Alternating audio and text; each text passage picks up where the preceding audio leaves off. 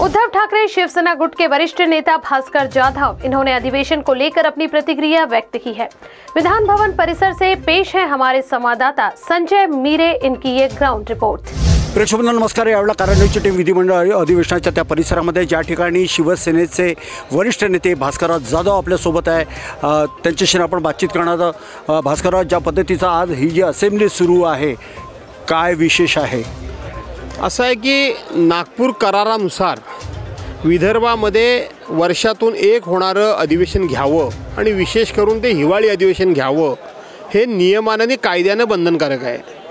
सुरुवातीच्या काळामध्ये या नागपूर अधिवेशनमध्ये विशेष करून विदर्भातलेच प्रश्न मांडले जावेत ही सर्वसाधारणपणे अपेक्षा असायची आणि त्याच विदर्भाबरोबर सर्वसाधारणपणे शेतकऱ्यांचे, कामगारांचे, कापूस उत्पादकांचे, संत्रा उत्पादकांचे अशा लोकांचे प्रश्न जास्त मांडावेत आणि ते प्रश्न या ठिकाणी महाराष्ट्र सरकारच्या लक्षात आणून देऊन त्या प्रश्नांमधल्या अडचणी दूर कराव्या आणि शेतकऱ्याला मदत करावी अशा प्रकारचा मूळ हेतू या अधिवेशनाचा आहे।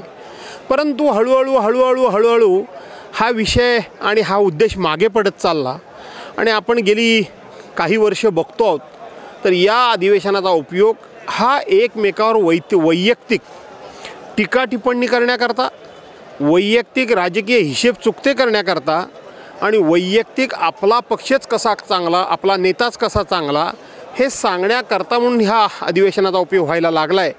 त्यामुळं मूळ हेतू जो आहे तो बाजूला पडतोय अशी माझ्यासारख्या वर्षानुवर्ष या विधिमंडळात येणाऱ्या कार्यकर्त्याला भीती वाटायला लागलेली आहे। कार्यकर्त्याला भीती वाटायला लागली असं भास्कर जाधवांचं म्हणणं आहे आणि सभागृहामध्ये ज्या पद्धतीने विरोधी असेल, सत्तापक्ष असेल, त्यांच्यामध्ये ज्या शाब्दिक चकमक ज्या चालतात त्या अभूतपूर्व असतात, त्याचा लाभ लोकांना होतो कारण तो एक मनोरंजनाचा भाग असतो। सर, महाराष्ट्रामध्ये राहून विदर्भाचा विकास होईल, विदर्भ वेगळा द्यायला नको अशा प्रकारचं वक्तव्य त्या काळामध्ये काटोलच्या एका सभेमध्ये शिवसेनेचे सुप्रीमो माननीय बाळासाहेबजी ठाकरे यांनी बोलले होते। त्यानुसार विदर्भ हा महाराष्ट्रात पुन्हा आलेला आहे, मात्र अजूनही विदर्भाची स्थिती अत्यंत भयावह आहे आणि स्वतंत्र विदर्भ पाहिजे ही या वैदर्भीय लोकांची सातत्याने मागणी आहे। याकडे कसं बघता? असं आहे की हिंदू हृदय सम्राट शिवसेना प्रमुख माननीय बाळासाहेब ठाकरे असे एकमेव नेते या हिंदुस्थानामध्ये होऊन गेले जे पोटात आहे तेच ओटात आहे, ओटात वेगळं आणि पोटात वेगळं हे हिंदू हृदय सम्राट शिवसेना प्रमुख माननीय बाळासाहेब ठाकरेंनी कधीही भूमिका घेतलेली नाही। आज जो विधिमंडळामध्ये, विधानसभेमध्ये, विधान परिषदेमध्ये मराठा आणि ओबीसी या संघर्षाबाबत जो होऊ पाहतोय संघर्ष, त्या संदर्भात जी चर्चा सुरू आहे, आज त्या शिवसेना प्रमुखांची आठवण होते। शिवसेना प्रमुखांनी त्याही वेळेला सांगितलं होतं की जात पात जाती बघून तुम्ही या सरकारी पैशाची वाटणी करू नका। तर पोटाला जात असते, जातीला पोट नसतं, जातीला पोट असतं, पोटाला जात नसते। म्हणजे प्रत्येकाच्या जातीला पोट असतं, तुम्ही त्याच्या पोटाला जात चिटकवू नका, तर ज्याच्या पोटाला भूक आहे त्याला द्या। आज काय व्हायला लागले? आज तीच परिस्थिती झाली। शिवसेना प्रमुखांच्या त्या शब्दाची आठवण व्हायला लागली। तोच प्रकार तुम्ही वेगळा विदर्भासंदर्भात सांगितलात। शिवसेना हा एकमेव पक्ष असा आहे की सुरुवातीपासून त्यांनी स्पष्ट भूमिका घेतली की महाराष्ट्र हा एकसंघ राहिला पाहिजे आणि त्या भूमिकेशी शिवसेना प्रामाणिक राहिली। भाजपानं विशेष करून या विदर्भामध्ये आम्ही तुम्हाला वेगळा विदर्भ देऊ। आजचे उपमुख्यमंत्री, तत्कालीन मुख्यमंत्री देवेंद्र फडणवीस यांनी तर स्पष्ट सांगितलं होतं की जर मी वेगळा विदर्भ दिला नाही तर लग्नच करणार नाही। आता त्यांनी लग्न केलं की नाही ते मला माहीत नाही। धनगर समाजाला पहिल्याच कॅबिनेटमध्ये मी जर एसटीमध्ये आरक्षण दिलं नाही, एका कॅबिनेटमध्ये देईन म्हणून सांगितलं। असं प्रत्येक समाजाला त्यांनी वेगवेगळी आश्वासने दिलेली आहेत। तो प्रकार शिवसेनेनं कधी केला नाही, शिवसेना प्रमुखांनी कधी केला नाही। जे बोलेन ते करेन आणि म्हणून शिवसेना प्रमुखांची ती भूमिका होती, तीच भूमिका आजही आहे। तीच भूमिका आजही असं जाधवांचं म्हणणं आहे। सर, मला एक विचारावंसं वाटतं की धारावीचा जो विकास महायुती करत आहे तर त्याचं शूल उद्धव ठाकरेंच्या पोटात का उठत आहे असा विरोधकांचा प्रश्न आहे, यावर काय सांगाल? हे सगळं विरोधकांच्या नाही, फक्त हा पोटशूळ भाजपाचा आहे, बाकी कोणाचा पोटशूळ नाही आहे। हा भाजपाचाच पोटशूळ आहे। आपण बघताय सभागृहामध्ये कुठलाही विषय काढा, 2 वर्ष तुम्ही काय केलं, 2 वर्ष तुम्ही काय केलं? अरे 2 वर्ष कोरोना तुम्ही आणलात देशामध्ये, कोरोना कोणी आणला? आठवण करा, अमेरिकेची त्यावेळेला निवडणूक होती आणि अमेरिकेचे राष्ट्राध्यक्ष डोनाल्ड ट्रम्प हे त्यावेळेला गुजरातमध्ये आले होते. तिथे 4-5 लाख माणसं गोळा केली गेली आणि ते परत जाईपर्यंत देश लॉकडाऊन कुणी नाही केला. आणि म्हणून भाजपाचं हे नेहमीच तसं रडगाणं आहे. मुद्दा हा नाही आहे, मुद्दा हा आहे की उद्धव साहेबांनी सांगितलं धारावीचा विकास करत असाल तर तिथं मराठी माणसं प्रस्थापित करा. ज्या गिरणी कामगारांना तुम्ही घरं दिलेली प्रत्येक सरकारने अजून दिलेली नाहीत त्यांना द्या, पोलिसांना घरं द्या, मराठी माणसांना कोटा राखीव ठेवा, या अशा प्रकारची मागणी आहे.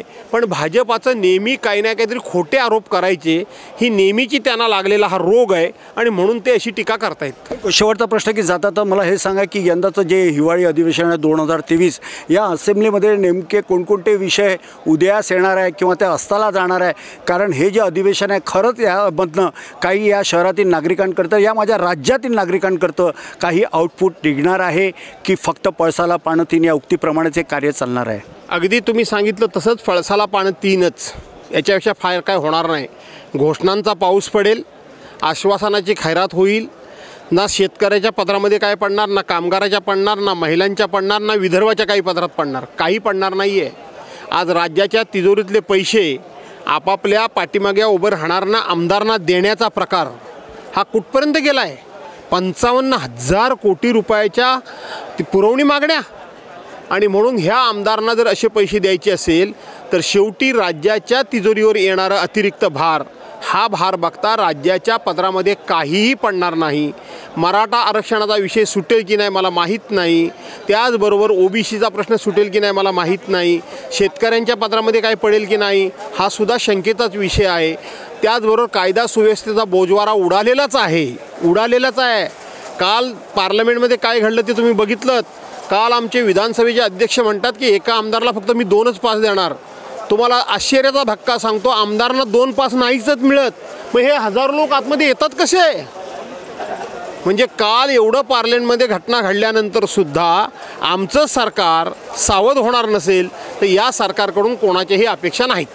तर आपण होते शिवसेनेचे ज्येष्ठ नेते भास्करराव जाधव, ज्यांनी असं सांगितलेलं आहे की सध्याच्या असेंब्लीमध्ये काही आउटपुट निघणार नाही, फक्त निराशा आणि नैराश्यापोटीच हे सर्व कार्य होईल. भारतीय जनता पार्टीने ज्या ज्या प्रकारचं कमिटमेंट केलं आहे, जे आश्वासनं दिली आहे त्याची कुठेही पूर्तता होणार नाही. असेंब्ली हे आज एक राज्यातील नाही तर देशातील लोकांसाठी एक मनोरंजनाचं केंद्र झालेलं आहे. लोकांना नागपूर बघायचं असते आणि त्या अनुषंगानं ते आंदोलनाला येतात. आंदोलनामध्ये काही परिणिती होत नाही, त्यांच्या हाताला काही मिळत नाही, सरकार लक्ष देत नाही, येतात ताटकळत जातात, त्यांच्या खिशात ते पैसे खर्च होतात, उगाच त्यांचा वेळ जातो, लहान लहान चिल्ल्या पाल्यांना घरी ठेवून येतात. अधिवेशनच्या काळात अधिवेशनात येतात, सभागृहामध्ये विषय काही वेगळाच असतो, त्याला उत्तरे काही वेगळेच असतात आणि प्रत्येकांच्या प्रतिक्रिया काही वेगळ्याच असतात. तर आपल्यासोबत होते शिवसेनेचे ज्येष्ठ नेते भास्करराव जाधव. पुढच्या वेळेला आपण अशाच एका पुन्हा चांगल्या व्यक्तिमत्वाशी भेट करून देणार आहोत. तुर्तास द्या मला रजा आणि आपण बघत राहा आपल्या सर्वांचा आवडता कार्यक्रम कारण न्यूज नागपूर. नमस्कार.